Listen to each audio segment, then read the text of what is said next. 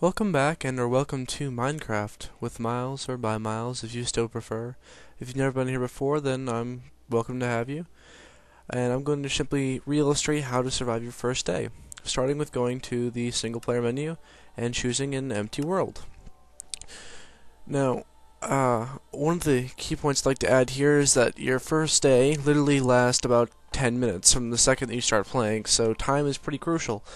Since while playing on the game, you may find that there are many monsters and/or creatures which are hell-bent on killing you at nighttime. And hopefully, this will give you a quick understanding of the game, if not already known, and how to make an initial bunkhouse, I guess. Because your first day, you're really not going to be making much of anything, which it looks like I've spawned in an ice place. So I'm going to mark my initial location by taking one down, that way I can come back to it later. And then I'm going to take some more sand so I can make a quick pillar to mark by where it is. Now, when you fall, you will take fall damage. That hurt a little bit. And I'm quickly going to scour the area looking for a tree and such, because trees are the first most crucial thing you can have, and trees are found. These look a lot like pine trees. I like pine trees. And quickly checking the settings. At the beginning, you're probably going to want to put your render distance on normal or short, because you're going to be looking around for places. I'm going to put this on hard, that way I don't, if I die, I actually die. I don't reload my health, but you can put on peaceful, which will keep you from taking health, and also monsters will not spawn. And take your graphics from fast to fancy, from fancy to fast, and from view bobbing off to on, whichever you prefer, but this should make it so that it's less lag in the game. So getting back to the game, I'm going to quickly run over here. Ooh, a flower. Pick that up. Hee hee hee. I feel pretty. Not really. So, walking up, you'll find that trees look, well, pretty tree-like, I guess, and you're just going to break it open with your fist. And I tend to like to hold it, that way I can just use the same piece to break up the tree even more. And you're going to break this tree. You'll notice that physics do not work, but you're going to need about 11 tree pieces, I guess, or wood, that's actually what they're called, to start off with. And you'll notice these little squares keep dropping for me, and those are just showing you what you're picking up in small form, I guess. And so, I'm gonna get some more wood. I have 7, probably gonna get 2 or 3 more. Oh, and don't forget, you have to hold the mouse button down to actually break it. You can't just hit it, or else it will not work for you. And a question that comes up pretty often for people asking is actually how to drop items. Now, pretty much the fastest way is just to press Q, which will throw an item like that. But now that we've established that we have wood, we're going to make some wood. This is the inventory. You press I to get to the inventory. You take your wood, put it into your crafting area here. It's 2x2. And you'll get 4 wooden planks for every wood you put in. So we're going to take all the wood out. And now I have 48 wood planks instead of the 12 wood I had. And I'm going to quickly make a crafting bench, which is a 2x2 in the game. It's called a crafting table. And I'm going to take that. Now that if I remember correctly, my spawn area was right over here. I'm going to head back in this direction, that way I don't lose my spawn area.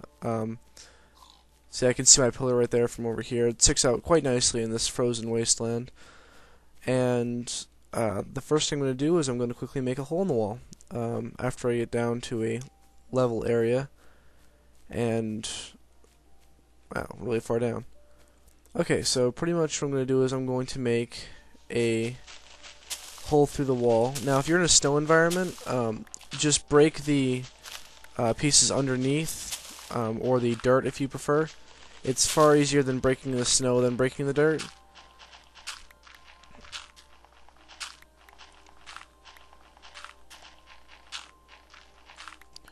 Alright, so that's your first introduction to stone. This is dirt, by the way, and I've made a path almost directly from where I spawned up to a hole in the wall, or as pretty much as it's going to be for now.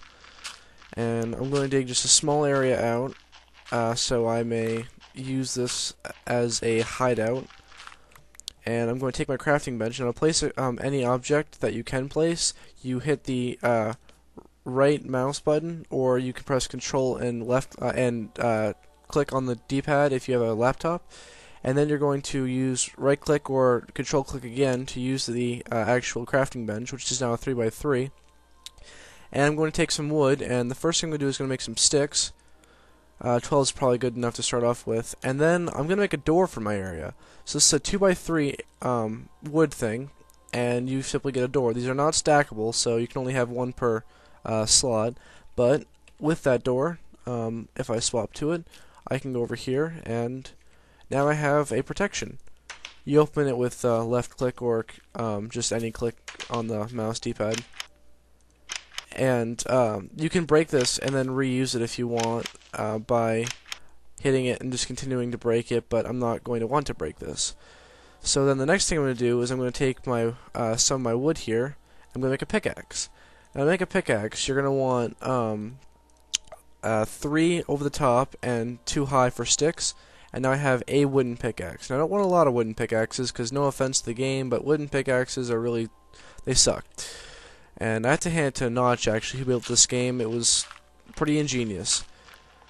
And now, I'm going to take my pickaxe, and I'm going to mine me some stone. So, as you can see, when I hit the stone, instead of getting what looks just like stone, I'm getting this kind of cracked up stuff, which is called cobblestone. And now that I've actually made a little small indentation area, I'm going to use my crafting bench again, because I don't like using wooden pickaxes. Feel free to use the wooden pickaxe as long as you want, but I'm just going to make a cobblestone pickaxe. All pickaxes are made by making at least 2 sticks high, and then 3 of whatever substance you're using on the top. 1 will not work.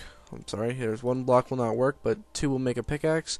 You can do that with diamond, iron, and stone and such. So now that I have my stone pickaxe, I'm going to dig out some more. So now I have an actual mining area I'm going to start in, and I've already found some iron. Look at that. And from here you can really have protection from any monsters. Hopefully I can find some coal, because coal is essential on the first day. Which coal? Right here. Although you can't see it very well, there is coal. And if I break this, instead of dropping a block, it'll drop little black things.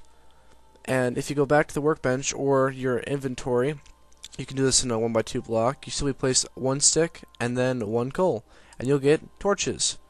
Now you get 4 torches per 1 stick and coal you put into it, and these torches are placeable. You can place them on walls or on floor. You cannot place them on ceilings. Well, that's not exactly ceiling. You can't place them on ceilings, but you can place them on overhangs, such as that. And now I have a mining area over here, which I can I now have protection from. I know if I die, I know where I'll spawn up. Time of day, it's probably about 1, 2 o'clock-ish. So I got a good amount of time left in this day.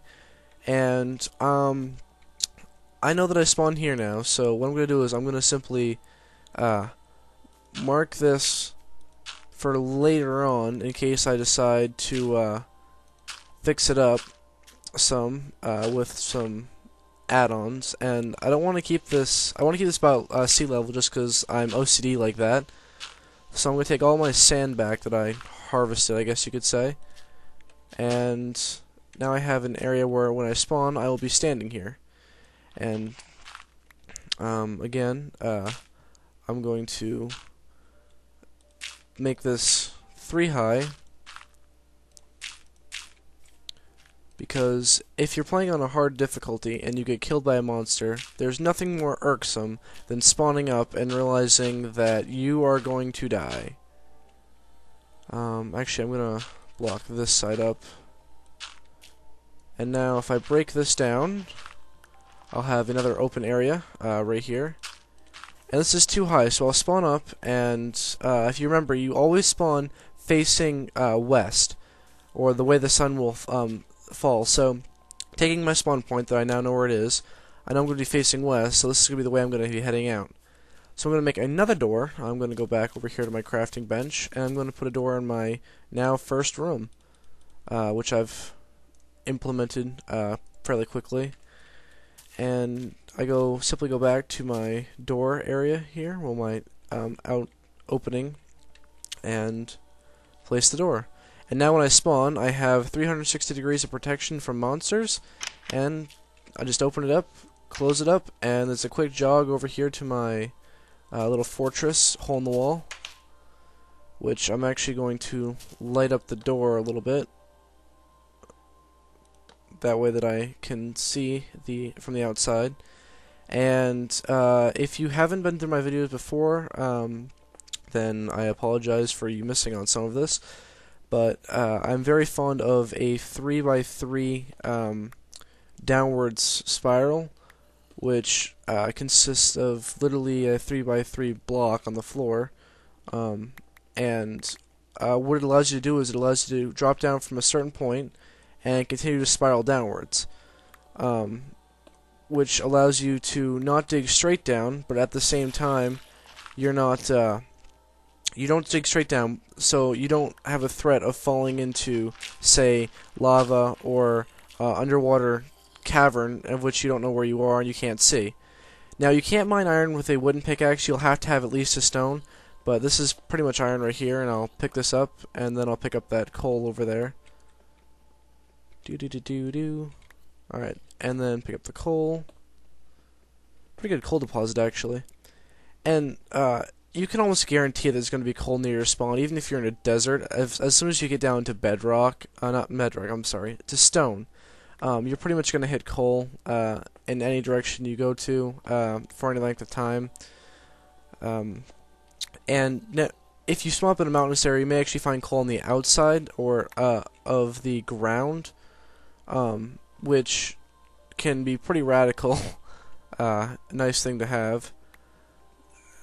But yeah, so the 3x3 area essentially is you have a center point, and you dig straight down from that center point, and use that as like a marker to move down one at a time by.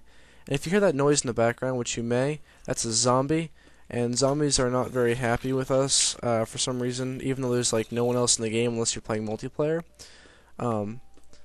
At the same time, if you have a center point like this, you can take torches and put them on your way down the center point, giving you illumination.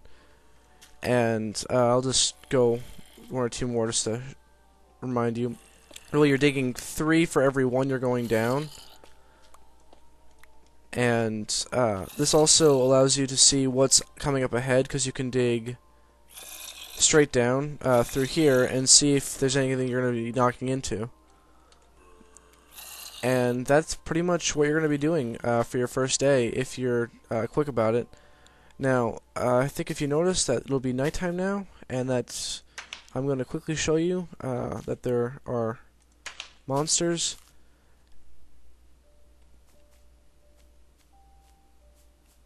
Hopefully. Well, that's a creeper right there. I'm not going to get close to him because he will blow up in your face. Well, actually, my face. But there's zombies, skeletons, and creepers that are your main problem. Then you have spiders, and you have the normal mobs. And lastly, on your first day, I'm going to show you how to make is a inventory box. Now, this is used as a spare. Pretty much it's a 3x3 with the middle one taken out, or 8 in total wood planks you need. Or you could just chop up 2 pieces of wood to get 1 chest. Now I'm going to make 2 of these actually. So I've made so that I have 2 for each of them, so I can actually take 1, take 2. Okay.